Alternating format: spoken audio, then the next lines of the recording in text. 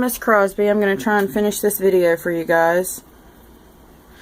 I've applied the watercolor pencil that I was doing all over my husband's blue shirt, and now I am going back and adding just a smidge of water to make the color soak into the page, to the paper. As I said before, it was not the best choice of paper. This is actually charcoal paper. In the future I'll use watercolor paper because I know better. I wasn't planning on using this this medium on this particular paper. Just kind of turned into that. Yeah, it probably would have worked better had I used chalk pastels, but they're really not my favorite medium to work in. I take oil pastels or watercolor pencils any day of the week over chalk pastels.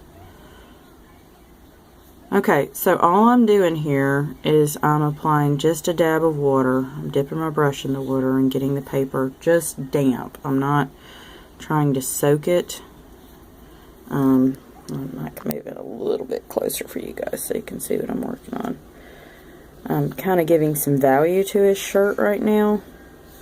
And I've colored harder in areas where I want a little more color saturation. And now I'm going back with the brush and adding to that color saturation with a little bit of water. And since these watercolor pencils are water soluble, they will soak into the paper to some extent pretty well. You can also use them by dipping them in the water, and I've got my pencils over here, and if you want to, you can even take a pencil, dip it in the water and leave it in there for a moment, and the wood will actually soak up. You can see the wood darkens up. It'll actually soak up, and then you can go in here and color details like this little swirl right here, this little shadow, if you want to work on that and make it a little darker. You just have to be super gentle. You don't want your pencil tip to tear the paper. And when you first start dipping it, it's not very soft and mushy when you go to draw with it, but the more you hold it in the water, the more water soluble it becomes, the moister, if you will, it becomes, and the more soft the watercolor pencil lead gets. And it is just really, it gets creamy and it wants to just flood the paper with really good saturated color. So you have to be careful. If you just want a little bit of color, you want to do that when it's dry, not after you've soaked it or gotten it wet. If you're wanting really bold, dark colors, then you want to do that. And you can tell how quickly the pencil starts to dry, and then you have to dip it again. And you can see the water here in the wood. But the lead itself gets dry, and so you have to dip it again. Okay. I just made something. I am almost done with all the folds and stuff in my husband's shirt. That will give it the value that I'd like for it to have. And then I'm going to move on to doing my shirt, I think, next after that. And I've about got our faces like I want them to. I still have to finish my hair, and I think I need to add a little bit more depth to his beard. But what I'm going to do is take and use a brush with just a little bit of water on it.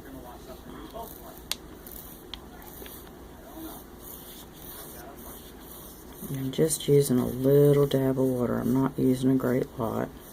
Just dipping really the tips of the brush into the water. Look at what I saw. Shh. Mommy's filming. Okay. So I'm just dipping the tip of the bristles in the water, not up to the ferrule of the brush. And then I'm going to come in here and apply just the lightest layer of water so that the color can soak in. And I'm going to leave a little space. I don't want a lot of bleeding and blossoming and blooming action going on, so I'm not going to do this color everywhere, or the water everywhere, I'm just going to put it here and there where I need it. Okay, I'm going to leave a little bit of dry paper in between. Again, just dipping the tip of my brush, and I'm going to let my brush glance across the side of the cup so that it doesn't pick up too much water, because this paper I have to be very, very careful with, and I don't want it to completely buckle and turn into a hot mess, which it's very capable of doing because it's not intended for wet medium. Okay. Alright, you guys have a decent idea of what I've got going on here. I'll try to give you an update as I get a little further along. I'm not advanced enough to where I know how to speed up videos and things like that. I'm just now learning how to edit them really on the little YouTube editor, so that's kind of a new thing to me. So you can see what I'm working on here. I want to get that little pocket with his cell phone there really accurately. Oh, and another thing that I really, really enjoy about the watercolors, the pencils above regular watercolor, is the fact that there's a white. So if you want to go back and add a white detail like this camera detail that I added in here, you can dip this brush in white, and I like to leave this white brush in the water for just a minute, dip it in there, and then you can go back and add your highlights for your buttons like I did here, your highlights in your eyes like I did there, and your highlights on your glasses. And I may go back and refine that a little bit with a paintbrush just to kind of smooth it out a little bit so you can get more of an idea. Okay, I'm going long here, so I'm gonna cut this off, and I'll come back to you once I've got a little more done and you can see a little more progress. Okay, hopefully I'll be done with the shirt today. So y'all have a blessed day. This is Miss Crosby, and I am still working on this self-portrait of me and my husband. And right now I'm putting down some layers of watercolor pencil, which is one of my newest, favoritist mediums in the whole wide world because it's freaking awesome. I'm putting down my first layer of blue on his shirt, and I wish I had done this on watercolor paper. Using the wrong paper is such a huge noob mistake. But frankly, I had started this off as just a practice thing or a demo thing in my classroom, and I was using charcoal so that the kids could see it. So I never intended to paint this with watercolor, but I'm trying to be really sparing with the water. And if I had it to do over again, I would have used watercolor paper, but I didn't have any large-sized watercolor paper at the time.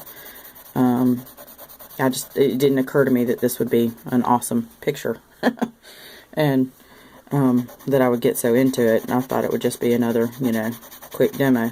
But anyway, so I'm using the watercolor pencil. This is my DeWitt watercolor. This one is Ultramarine 29, and I'm going in and putting the layers on his shirt right now. And I've done the cell phone, and everybody really likes the cell phone, and they like the details in it with the little camera button and the highlight and everything. So that's been pretty successful. And there's a couple of different ways you can use watercolor pencils that are really fun. You can color the area with them. And it harkens back to those little coloring books that you had when you were a kid that had the color already on there, but you didn't know it until you took a wet paintbrush and went over it, and then the colors would spread out. But in this case, you get to control how much color gets put on there. Okay, so I've got this one ultramarine blue laid down there. I could mix this with another color of blue, like this Persian blue, or however you say that. I could totally mix these two colors together at this stage. You do not, or you could wet it and then go back over it later. But you don't really, I've found, you don't really want to work into the wet paper with the pencil because it tends to just shred the paper. Because the tip is still hard enough at this point. If you use it dry, like I'm doing it right now, it acts more like a color pencil.